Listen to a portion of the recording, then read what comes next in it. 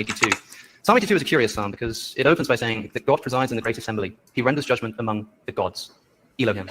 That is definitely the word for gods. This seems to be an indication that God is talking about, the psalmist is talking about the so-called divine council, which also shows up in Job, for example. Later in the psalm, he says, I said, you are gods. You are all sons of the Most High. The psalmist is referring to beings here who are definitively not Yahweh, but calling them gods, which is kind of interesting. I'm not trying to make a point out of that. Jesus is going to do that for me as we turn to what I think is the most important Christological gospel of the four, which is, of course, John's gospel. Yeah. The two powers in heaven heresy, and saying that Jesus' relationship to the Father is the kind of relationship that people who believe in these two powers were talking about. Well, let's investigate that in Jesus' own words. There's one place in the Gospels where Jesus is directly accused of claiming to be God. Do you know where it is? It's in John chapter 10. In John chapter 10, his Jewish opponents come to him and say, if you're the Messiah, tell us plainly. And Jesus responds by saying, I and the Father are one. I'm told by Christians this is a direct Christological claim. Who can claim to be identical to the Father except for someone who is God? And there was no confusion about this. The Jewish opponents picked up stones to stone him to death for making this claim. Now, how does Jesus respond? Does he agree with them? Or does he correct them? He says, in response to the Jews, is it not written in your law, I have said you are gods? Quoting, as you'll probably realize, the psalm that I just quoted and explained briefly a moment ago. So directly asked about his Christological status, Jesus decides to quote a psalm which is explicitly talking about beings who are not in fact Yahweh and yet are called gods. Why would he pick that psalm if the message he wanted to convey was that he is in fact in some sense God, that is, identical to Yahweh? Jesus continues, if he called them gods, why wouldn't he call me God, the one who the Father has sent and set aside? So why then do you accuse me of blasphemy because I said I am God's son? Like in the divine council, you shall be called gods, that is, sons of the Most High. So it's a misunderstanding. Jesus immediately afterwards clarifies further and says, "Oh, are we going to go through some things?" I think it is good because I actually didn't go into the definition of Elohim at all in my slides, so I think it'd be good if you did that before I did. Elohim just means spiritual being. So when Psalm 82 mentions quote unquote multiple gods, that's going to be using the word Elohim, which is it's not like problematic theologically to say there's multiple spiritual beings. Second, I think he's just wrong about John being the most important book here. I think the Old Testament is probably more important. John is reliable, as I said before. Just look at McGrew and Petrie's book. Yeah, another thing that I would like to add on the definition of Elohim. So in his book, Unseen Realm, Michael Heiser, he goes over the different beings that receive the term Elohim. He says Yahweh, the God of Israel, is called Elohim thousands of times. The members of Yahweh's council are called Elohim. So that's in Psalm 82, the psalm that Alex just quoted. Gods and goddesses of other nations receive the term Elohim. Demons receive the term Elohim in Deuteronomy 32:17. They're called the Shadim, which is a variant of that word. The deceased Samuel, so like the ghost or spirit of the deceased Samuel, is called an Elohim in 1 Samuel 28:13. And angels, or the angel of Yahweh, is receive the term Elohim, Deuteronomy 35:7. Yeah, to give you like, I guess an example, right? An angel is an immaterial substance. God is an immaterial substance. Spirits are immaterial substances. Demons are immaterial substances. But it doesn't follow from that you have multiple gods. Like, just because God is an immaterial substance and there's only one God, it doesn't follow that you can derive a multiplicity of gods from there being a multiplicity of immaterial substances. So that's all Elohim means. Yes, the word Elohim just means powerful spiritual being. All right, you can continue with your slides. So, oh boy, we're going to have to get into the Exegesis of John 10. But first, I want to point out that Jesus is directly accused of being called God in Mark 14:62. That's the reason why the high priest gets mad. And I think that he like, just because he doesn't use the word theos there or Elohim doesn't matter, because I am is a more direct claim to be God, because theos or Elohim can be interpreted as just immaterial substance, whereas the I am or ego eimi, right, that can't be interpreted as anything else in that specific context. In different contexts, yeah, it's just a normal construction, but we'll get into this later when we talk about his interpretation of John 8. But there's a certain construction where you can't interpret it anywhere else, and so Mark 14:62 is probably going to be one of those. And for those that don't know, Mark 14:62 is the passage where Jesus claims to be the Daniel 7 Son of Man figure, who we've already argued is portrayed as the second power in heaven, the second Yahweh. Yeah. Okay. Go to the next slide and. Yeah. Okay. So first, we have to understand what like John 10 is talking about in the first place. Firstly, let's start with John 10:22, because that's where this whole episode starts. So verse 22 to 23 has Jesus entering. Verse 23 has Jesus getting posed a question, And then in verse 25 to 29, Jesus answers by basically giving like a list of certain operations where he says, the Father does this and likewise I do this, right? Or I do this and likewise the Father does this. And then immediately after, he declares, I am the Father are one, right? And that's going to be important because the context of this oneness claim, right? It's going to be operations, or in the Greek, energia, right?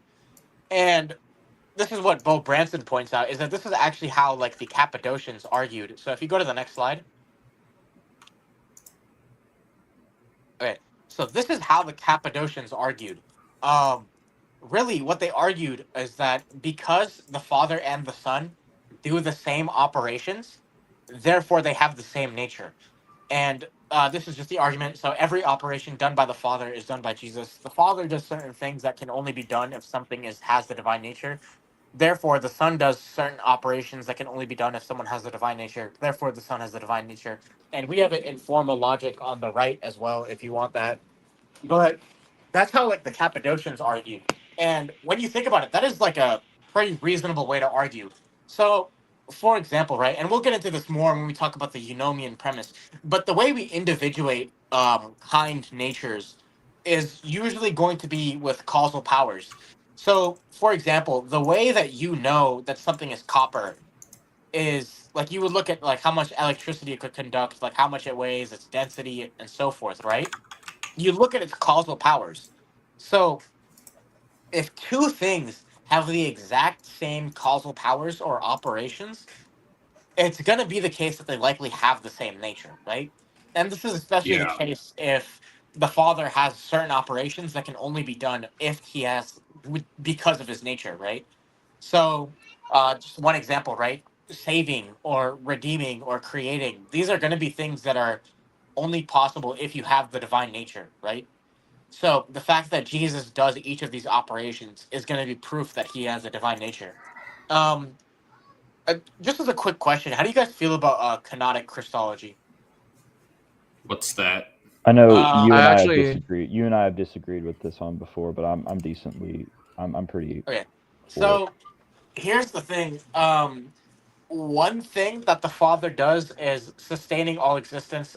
If you want like a proof of that, I would recommend looking at Thomas Aquinas's proof for like from actuality and potency, and from the distinction between essence and existence. And he goes into that why God must like uh, basically be the ground of all being concurrently, right? And so that's going to be something the Father does. And if Jesus does everything the Father does, it follows that the Son also sustains all existence, right?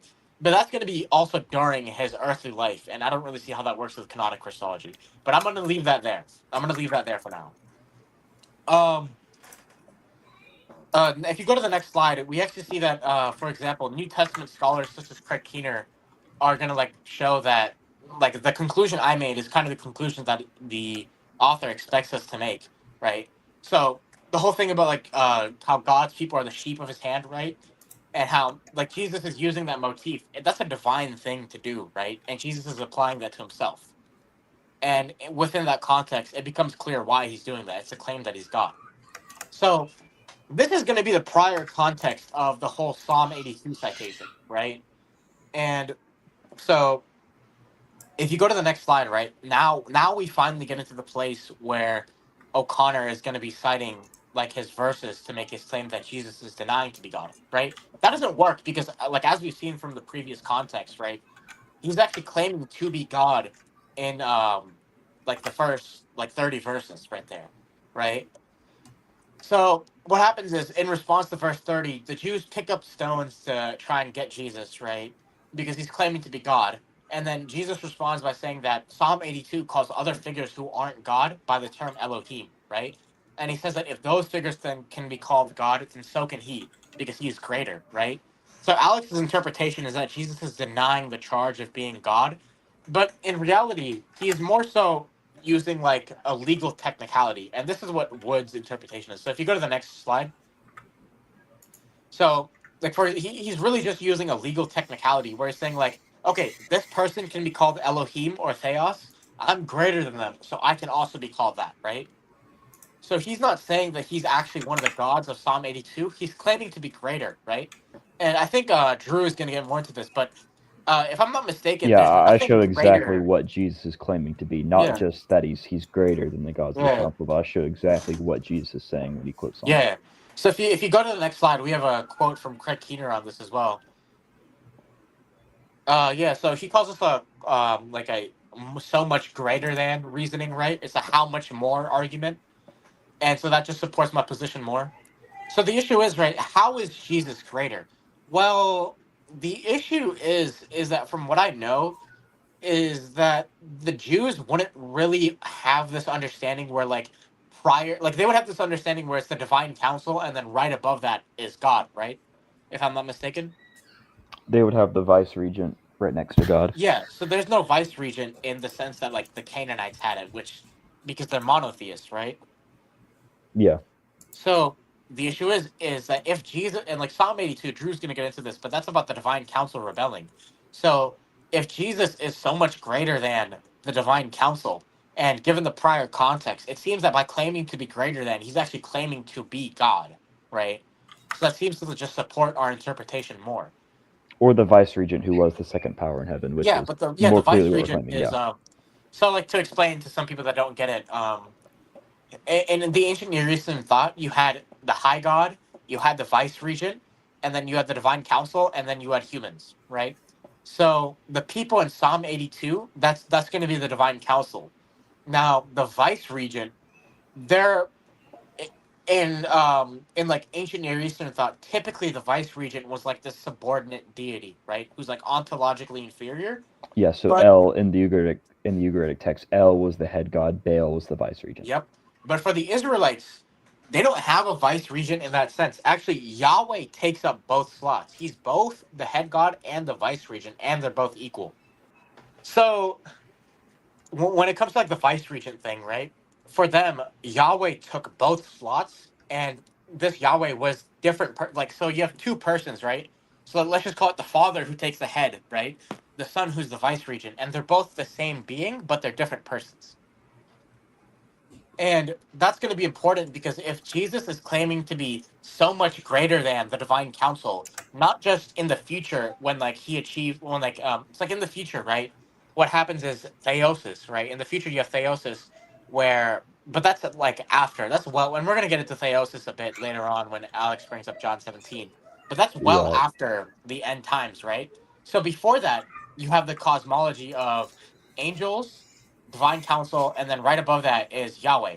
There's no in between. So if Jesus is currently speaking, like at the time that he told that to the Jews, if he's above the divine council, then he has to be in the slot of the vice regent or the Yeah. head god.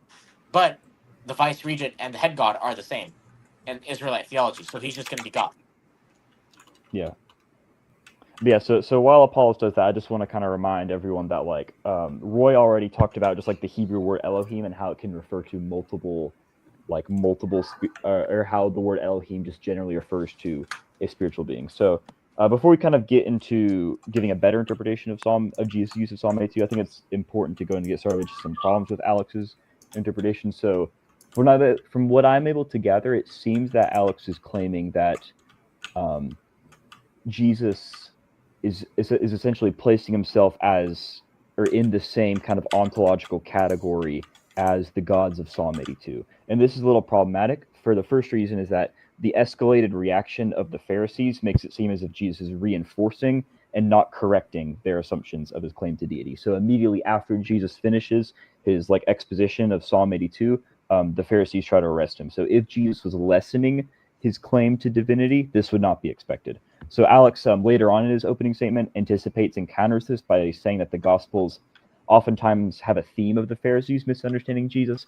However, he has a burden of proof to fill this and doesn't demonstrate it.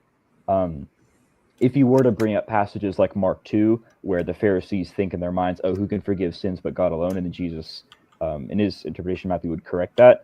That would be kind of presupposing a low Christology. So he would have to demonstrate this kind of theme of the Pharisees misunderstanding Jesus' claims of nearness to God.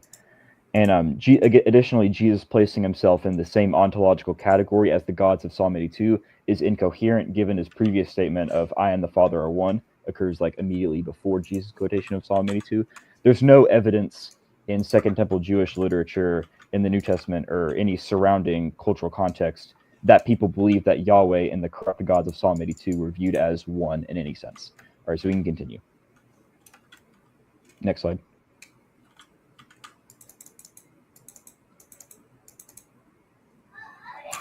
Is it stuck?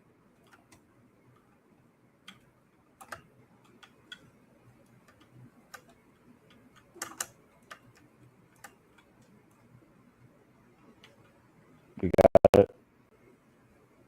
Here, I'll just share my screen.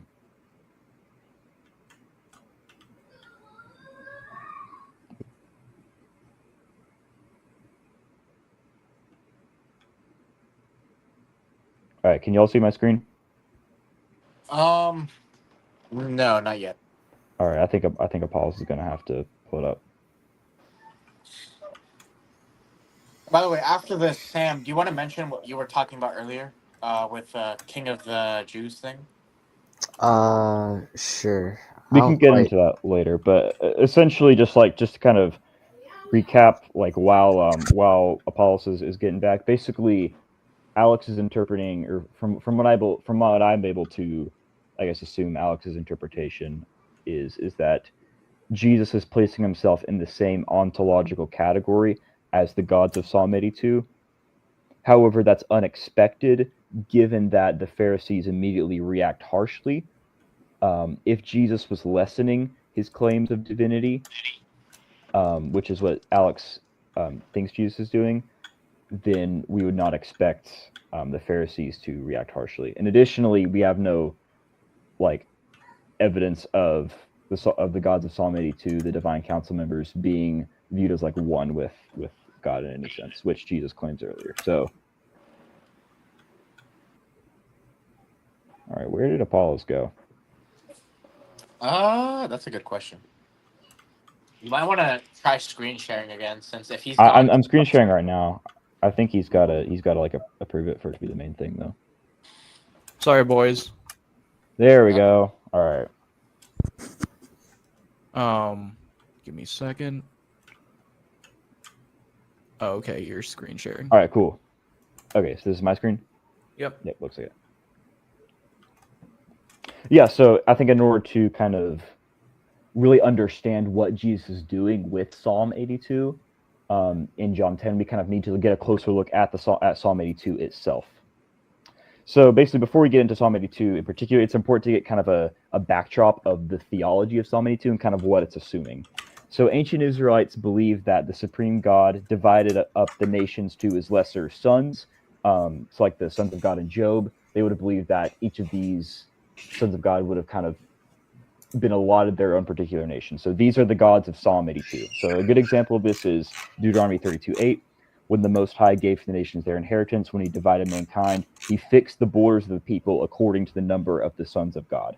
So another example of this would be Deuteronomy 4:19-20, where it talks about how Israel is not permitted to worship like the stars. Okay, stars would have been used as a common symbol for deities. So Israel is not permitted to worship other deities. But then immediately after that, God says other nations have been allotted to these deities. And then Daniel 10:20. So Daniel 10:20 talks about princes of different nations. So you have this idea that there would have been, some people would say angels, some people would say gods. The idea is that there's spiritual beings that are presiding over the different nations. That's the backdrop of Psalm 82. And in Psalm 82, God, who is called Elohim in the text, is prosecuting the gods. So it's a divine council scene. It's like a legal court scenario. And he's claiming that they rule the nations corruptly. So you see this in verses 2-5, where God kind of pronounces his judgment against, or not judgment, God pronounces his accusation against the gods of the nations of ruling corruptly.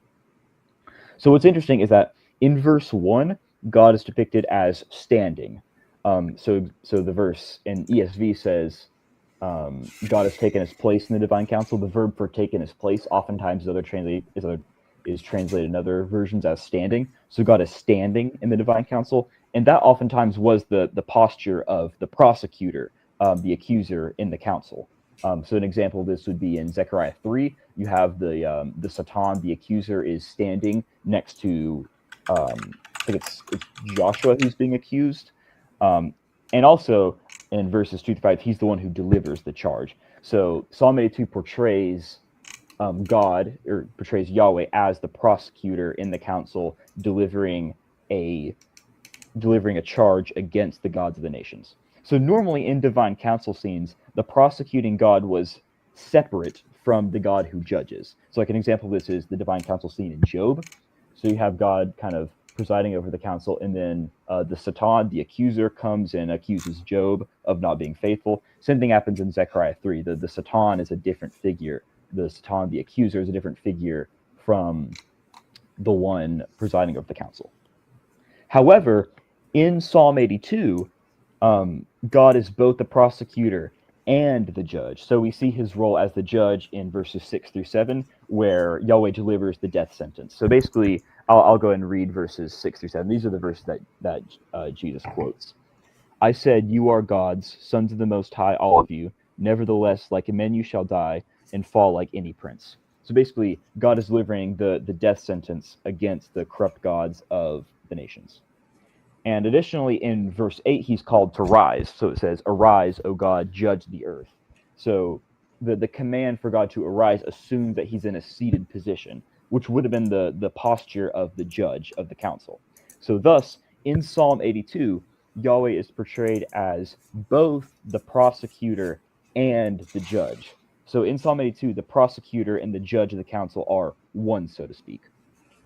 And we see this in Kirsten Nielsen's study on kind of court scenes in prophetic literature in the Hebrew Bible. She concludes that it would appear, I'll just read the quote.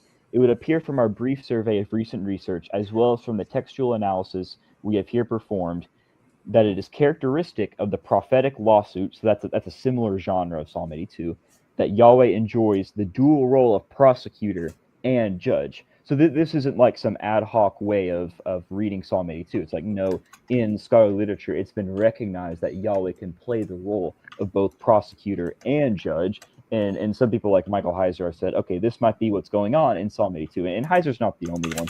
He quotes people in his dissertation and in his articles on this. So that's essentially the backdrop of Psalm 82 and kind of what Psalm 82 is. Add one thing? Yeah. Wait, my bad for interrupting, but so I do want to talk about a different scholarly interpretation of this. And you're probably aware of this, but there's some that say that what's it called? Yahweh takes the place of the judge, right?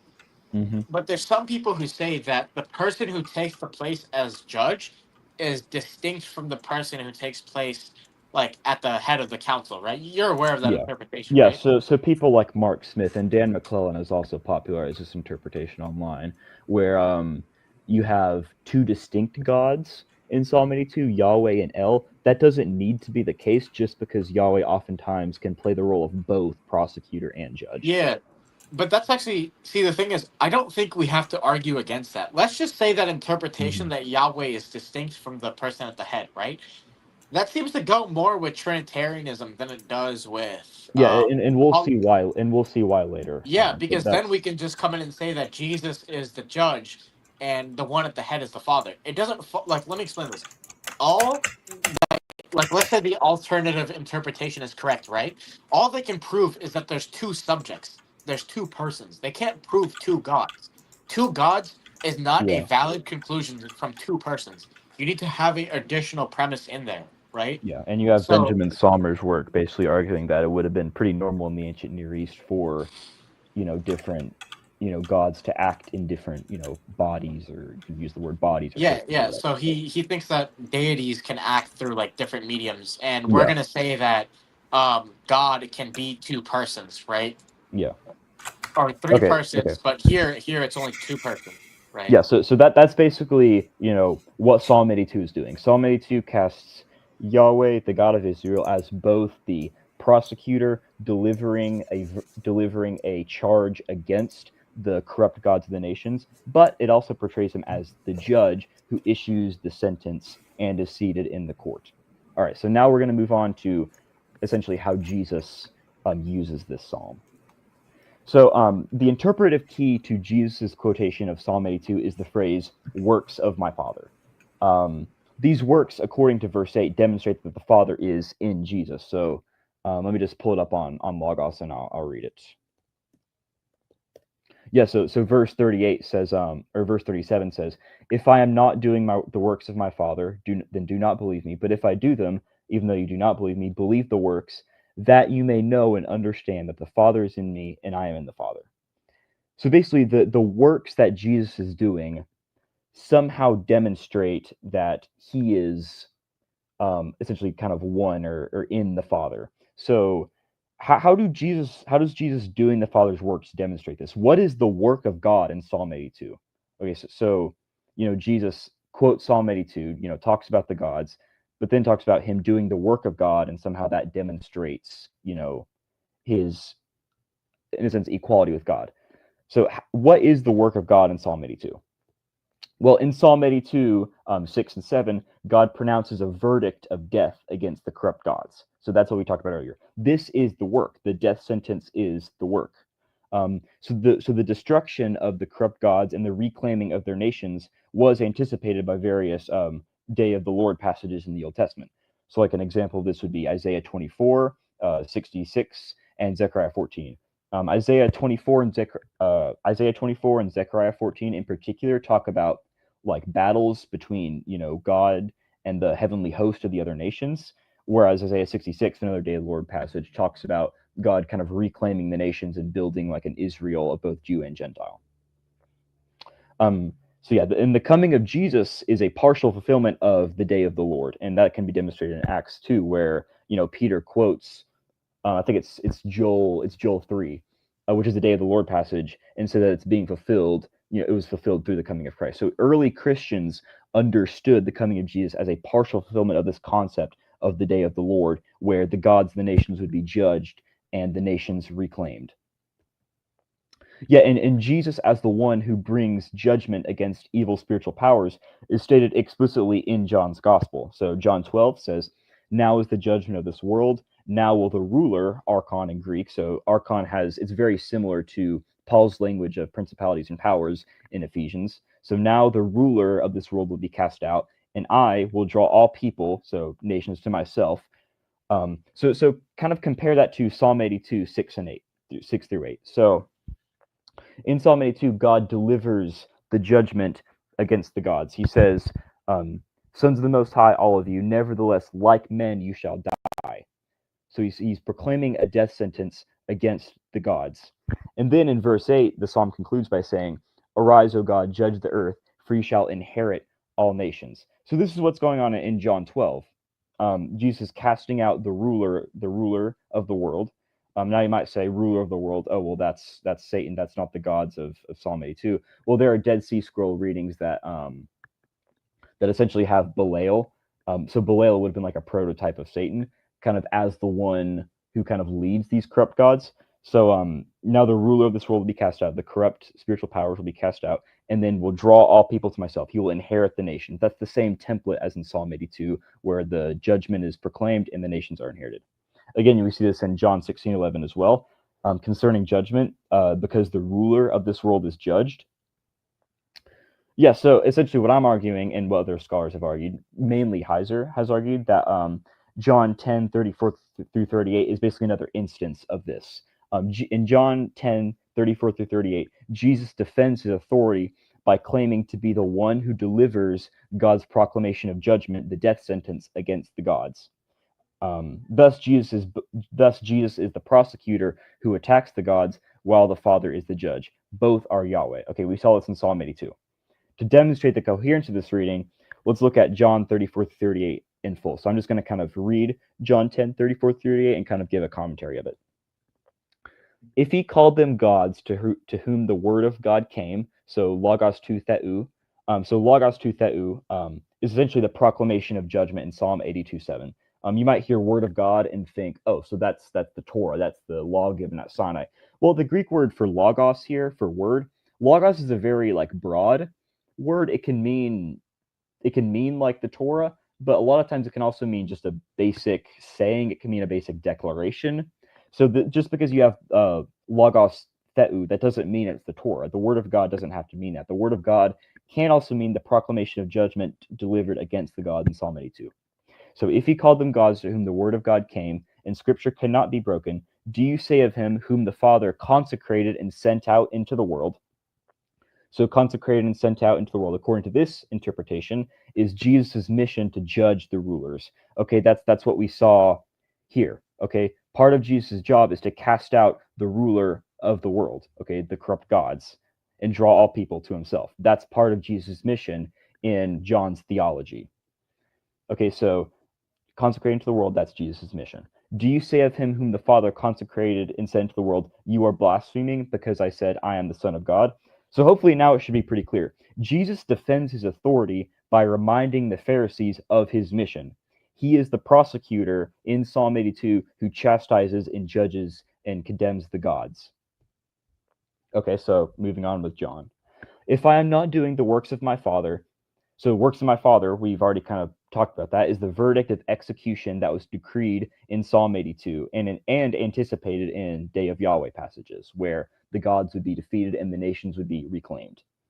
If I am not doing the works of my Father, then do not believe me. But if I do them, even though you do not believe me, believe the works. Okay, same thing. The works, the judging of the gods and reclaiming of the nations, that you may know and understand that the Father is in me and I am in the Father. Jesus doing the work of bringing judgment demonstrates that the Father is in him, because in Psalm 82, the prosecutor and the judge were one. Okay, that's what we talked about in Psalm 82. The prosecutor and the judge were one, and Yahweh and Jesus is claiming to be the prosecutor. He's claiming to be, in a sense, the executioner of the gods. Now, there's an interesting book. I thought about mentioning this, whether or not I should, but there's an interesting book by a guy named Ryan Stokes. He's one of my professors, actually. He's taught classes at Yale Divinity School. That basically argues that in the divine council, the lines between like the prosecutor role and the executioner role would have been a little more blurred. It would have been a little more blurred. So the idea is that Jesus is the prosecutor and executor of the gods, and that would have been in Psalm 82. That would have been Yahweh. So yeah, that's about it.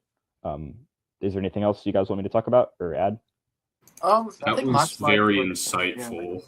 Yeah, I think both of us are done with everything to do with John 10 for a bit. I don't think they're gonna go back into it that much. At least not as much depth. So we might have covered everything relating to John 10 that we could have. I'm trying to look up something. If you want to like continue it a little bit, you can. I don't have any more slides after this, at least pertaining to John 10. I think we should continue the debate then. Yeah. Let's turn to the most important Christological chapter in John's Gospel, which is, of course, chapter 17. Jesus is praying, first for his disciples, then for all of his believers. Remember, in John chapter 10 so far, Jesus has made two claims. I and the Father are one, and I am in the Father, and the Father is in me, addressing the relationship that he has to his Father, which David thinks is the two powers in heaven. What does Jesus say in his own words? John chapter 17, verse 20 onwards. My prayer is not for them alone, the disciples. I pray also for those who believe in me through their message, that is, all of you, that all of them may be one. Hen, H-E-N, the same Greek word used in John 10. Father, just as you are in me, and I am in you, may they also be in us. This is crucial, this is pivotal. When Jesus is asked to clarify his Christological status, what is his relationship to the Father? He says, I'm in the Father and the Father's in me. He then later prays that all of us will one day be in God in the same way, just as, kathos in the Greek, which doesn't just mean as, it means in the same way as, just as. If this is supposed to indicate that Jesus is claiming to be identical to Yahweh, what does that make the rest of us? And how, I'm interested in knowing, is David going to interpret these verses where Jesus is specifically asked to clarify his relationship to the Father and tells us that he is only in relationship with him in such a way that everybody else can be in relationship with them too. The same thing is true of another important quote from John's Gospel, which is when Philip asks Jesus to show him the Father. What does Jesus say? Anyone who has seen me has seen the Father. Another intense Christological claim. He then follows up by saying, how can you say, show us the Father? Don't you believe that I am in the Father and the Father is in me? The words I say to you, I do not speak on my own authority. Rather, it is the Father living in me who is doing his work. So again, Jesus clarifies his relationship to the Father, this time saying that he doesn't speak on his own authority. But there's more. In the same chapter this time, chapter 14, just a few verses later, he says to those same disciples who he's just told, that if you've seen me, you've seen the Father, because the Father is in me, and I'm in the Father. He speaks of a future day, past his crucifixion, and says, on that day, verse 20, on that day you will realize that I am in my Father, and you are in me, and I am in you. So to recap, Jesus is directly asked to clarify his relationship and his Christology to the Father. And he says that I'm in the Father, and the Father's in me, and guess what? You'll all be one with us too. Do you want to pause This is here? claimed to be Because I do Yahweh. have some stuff on John 17. Yeah, you told me that you had some stuff on the Yeah, let me see on where like the it is. believers being one as well. In John 17, right? the whole point is that Jesus has glory, right? Mm-hmm. And that he's also going to give glory to the disciples, correct? So the Yeah. issue is that like we can now I want to talk about this earlier, right? But I wanted to save it here, right? Drew, you want to talk about theosis for a bit since you were wanting to get into that a bit. Yeah. Well, I Should- was just gonna say one thing that just came to mind. So Alex is claiming that like, Jesus says, "I am the Father are one," but later on in John 17, Jesus also prays that he and the disciples would be one. So I guess Alex's claim is that like the same unity between the Father and Jesus is the exact same unity between the disciples and Jesus. Whereas that necessarily can't be the case at least in John 17, because in John 17, I don't have the text pulled up right now, but it's either in verses 1 through 3, where actually I'll pull it up on my computer.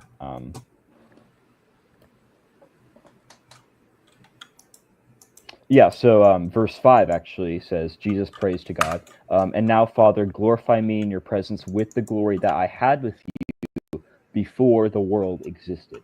Okay, Uh-huh. Jesus had glory. Jesus had a relationship with the Father before the world existed.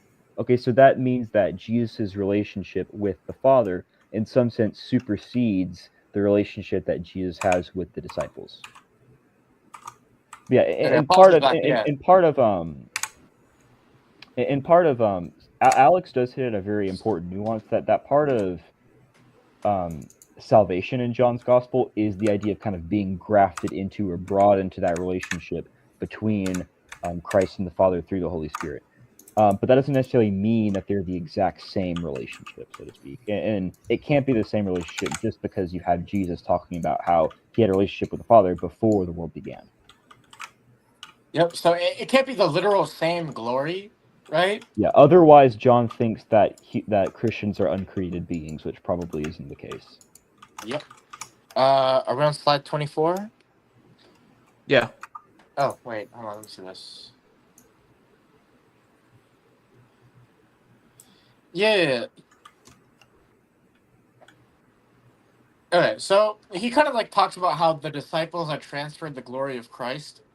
The issue is, right, it says that God has performed the act of giving them glory, right? Now, there's an interesting passage, right, where Drew might remember this. I'm trying to remember off the top of my head, but it's in one of the letters, right, where it talks about how God has given people glory from eternity past, right? Do you remember where do you? Could you be more specific? There's this one verse that like people use in response to John 17:5, where it says that God gives people glory from eternity past, like predestines that glory, basically. Yeah, well, that doesn't necessarily mean that they existed back then. Yeah. Are you thinking of stuff in like Romans 8, like predestined to his son or something? No, I know what he's talking about. I'm trying to find it. Yeah, it's in one of the epistles. Might be in Second Peter. Nope. But basically, right, once we find it, the whole point is that God gives glory to people from eternity past, right? But when they actually receive that glory, is going to be different. So to explain it this way, right? God is going to predestine someone to salvation or like call them to salvation from like eternity past, right? But Mm-hmm. they're only going to be like fully saved later on. So there's a gap between when, God decrees something and when that thing happens, right? And Yeah. so similarly, right, Jesus says that he's already decreed the disciples to have glory. But the issue is that clearly this glory is going to be in the future, because if they're having the same glory, right, then I think Drew is going to agree with me on this, is that they're talking about theosis. It's talking about how the disciples are going to have the same glory as like as like the son has, right, in his humanity. And that's going to be through theosis. But that only is completed at the end times, right? Like well after the grand narrative of history is over and after everything has ended. That's when theosis is complete, right? Yeah. So John 17 is saying that the disciples will in the future have theosis, right? Now, the issue is that according to John 17:5, it's not just that Jesus was given glory at the like before. It's that Jesus actually had that glory itself prior to the creation of the world, Yeah, which means that and so Jesus I'm looking at has. John 7. I'm looking at John 17 now. This isn't just in verse 5, it's also in verse 24. Yep. Father, I desire that they now, Father, I desire that they also, whom you have given me, may be with me where I am, to see my glory that you have given me, because you love me before the foundation of the world. Yep. So this is important because according to John 17:5, Jesus already has that glory, and that glory is given to the disciples in the future, and that's going to be via theosis, right? Yeah. So Alex is basically claiming that like the relationship between Jesus and the Father is the same as the relationship between Jesus and the disciples. If that's true, if that is John's theology, then John must also believe, based on these statements in John 17:5 and John 17:25, or it might have been 24, that if that's the case, then based on these statements, John must also believe that the disciples existed eternally, which is Yeah. unlikely. So another thing, right, is that according to Isaiah, God doesn't share his glory, right? And Alex is going to get into that, and he's going to like avoid it by saying, well, yeah, John 17 says otherwise, right? The issue is that Isaiah is talking about the here and now, right? Whereas John 17 is talking about in the future after everything is complete, right? Yeah, it's eschatological. Yeah. So Isaiah is talking about how in the current nobody has the glory that God has, right? Nobody is sinless like God is currently, right? But that doesn't mean in the future we're not going to be sinless, right? So that's important because Jesus is alive according to John at the same time when Isaiah is proclaiming that God hasn't shared his glory to anyone, right? And since Yeah, Jesus is around and he has that glory, that means he must be God, because according to Isaiah, the glory is unique to God alone. So if Jesus has that glory at the time when Isaiah is speaking, right, then it follows that Jesus is God. Now, the only way Alex is going to try to avoid this is by saying, yeah, but the disciples have that glory too, which isn't really a rebuttal to the argument. It's more like, I guess you could say a counter example. It's just the issue is that it's a different point in time. Like, this is glory, after the recreation, after theosis, after like revelation is complete, right? Whereas the glory Jesus has is already in the here and now. And yeah, I think Bo Branson talks about this, right? It's where like the big issue for Unitarianism is like you kind of have this thing where you have the Father, and then the Father like communicates the divine energies to the Son, and the Son is a creature, but then the Son just communicates those energies to us. But like at that point, what's the point of the mediator, right? Like if God is just going to communicate those energies to this creature, what's the point of that, right? yeah, And we can put that out about like Alex's interpretation too, right? Like what is the point, like let's say under his view where Jesus is just like a creature and then the Father is communicating like the divine energies to him, right? Or like the divine glory, right? Like, well, what's the point of the mediator there? I'm not really too sure. Because, like, with the Trinitarians, we have a reason for the mediator, and that's like with the divine love and how relations work and so forth, right? But I don't see this interpretation where there's just a created mediator who communicates energies. I don't see how that works, like, just philosophically, right? That doesn't make sense to me. And if John is trying to say that Jesus is a created mediator who communicates glory, right? I don't think that would make the gospel coherent, or it wouldn't make it make sense, right? Whereas if Jesus is a uncreated mediator who has glory eternity past and therefore is God, and then he comes into the world, and it is through that incarnation that we're able to be saved, and thus we're able to complete theosis, and then we're able to have the divine energies, right? So that interpretation makes more sense to me, and it seems to be more of a logical explanation of what's going on in John 17 than Alex's interpretation. yeah. All right, are we ready to move I on? have a question. Yeah. Yeah. I What's was the gonna question? say, regarding the saying how why would there be a mediator? Could you say that since there were other prophets, or at least other times in which God used people, such as Moses on the mountain, Uh-huh. to bring down to use him as a mediator to give the message, or a message of a kind at least. But that's a message, not like theosis and Okay. salvation itself. Like, Uh, because when we talk about theosis, we're talking about like, I'm not too familiar with that term, by the it's way. like it's like the glory. So Do you know so the quote? Do you know the quote from Saint Athanasius about God became man so man could become God-like? Uh-huh.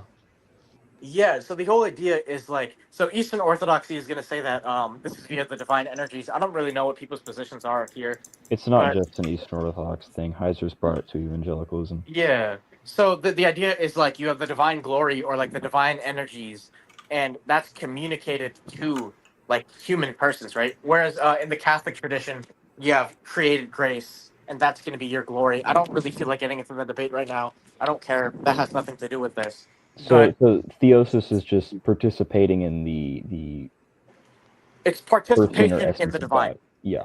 Yeah. It's So conformity not just to the behavior of God necessarily, but also conformity no, to it's the conformity to how God acts, because that's part of it, but more deeper it's yeah. conformity to the essence of God, I guess. Okay. I don't think anyone Um, thinks that the essence of God is like what you become, but rather like It's like at it's like most. a mathematical asymptote. You never reach the point of becoming God. Sure. Well, we'll leave it there. This But is I think this is kind of a red herring. because yeah, I'm thinking if it does compare more so to the behavior, I think you could say that with like the Ten because Commandments, that could be a push towards behavior. If it's more so like the no, essence. because you don't achieve like you don't follow the Ten Commandments like in Moses, right? Like you don't say Mm, Moses has saved me, and because of what Moses has did, like I can now follow the Ten Commandments. That's still mm, yeah.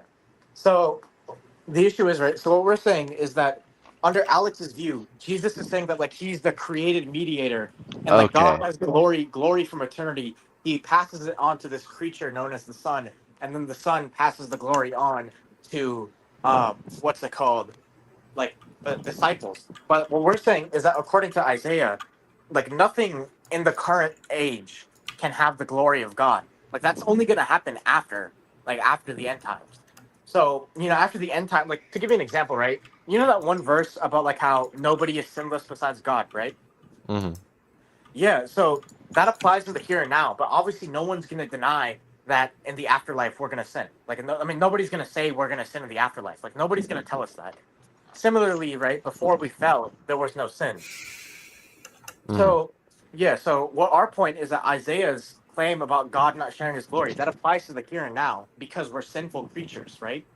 But the reason why the disciples can receive the glory is because that happens well after the end times and because they achieve theosis. However, in between, there's no room for sharing the glory with creatures. So you can't have Jesus be a creature and have the divine glory and exist at the time of Isaiah speaking that. But according to John, Jesus existed when Isaiah was saying that nobody has the divine glory but God. And so that's why he must be God. And that's why Alex O'Connor's interpretation fails. But yeah, I think that's sufficient for now. We Yeah, can speak about I it for. think we've done Okay. overkill. All right, let's keep going. Hold on, I'll be back in a bit. Just hold up. More Trinitarianism. Me and Drew went really into Psalm 82 and John 10 and how that shows Jesus is God because it places Jesus above the divine council. For a quick recap of that part specifically, in Israelite like cosmology or hierarchy, you had you had God on the top, you had the divine council underneath, and then you had humans. Uh, in the after the end times, you had humans overtaking the divine council, and Michael Heiser talks about this. I think Drew can also attest to that. And it's like that one verse that talks about how men will be the judge of angels. It's basically about how the humans will become part of the divine council. But the Yeah. issue is of course, um, anything higher than the divine council, especially in the here and now, is going to be God. That's the only thing above it. And in John 10, Jesus is claiming to be greater than the divine council in his citation of Psalm 82. Yeah. So that's And one of Alex's big arguments in his opening statement was that, Jesus says, "I and the Father are one," in John 10. But okay, that can't mean that he and Yahweh are literally one, because in John 17 you have Jesus saying, you know I pray that the disciples will be one, even as we are one. But basically, what we're saying is that's eschatological. Jesus prays so that the disciples will be one, meaning that it hasn't happened yet; it's yet to be fulfilled. So we already covered John 17 Yeah. earlier. Yeah, Basically, we can just take it as referring to Theosis, where in the future the disciples will have glory. The yeah. issue The is fact that that Jesus is saying that he has glory in the current, not like in the future he's gonna have glory, and like after like the eschaton, after the end times, he's gonna have glory. No, no, no, no. Jesus has glory in the here and now. It's not in the future. It's not just in the future. It's in the here and now. The issue is that if you look at what Isaiah says, Isaiah talks about like how God cannot share his glory to anyone. Now, clearly, that's talking about the here and now, whereas the end times is where that's going to be the exception. So, to give an example, if I say nobody is sinless besides God, or nobody can be sinless besides God, clearly that's not referring to the end times, because after the new heaven and new earth, there's not going to be any sin. But in the here and now, if there's someone who is sinless, then they're God. Similarly, in the here and now, if someone has God's glory, then they're God. And we already covered this before, but in John 12, Jesus says that God's glory is his glory. When Isaiah saw God, he saw Jesus. He was looking at Jesus. Yeah, we already talked about the John 17 thing. I just have 2 points on it. John 17:5 still demonstrates that the relationship between Christ and the Father is not totally analogous to the relationship between Christ and the disciples. The disciples did not have a pre-existent relationship with God, as Jesus claims to have in John 15:5. And additionally, the fact that Jesus prays the disciples, the fact that Jesus prays so that the disciples will be one implies that they do not have that unity yet. So Paul, the thing is,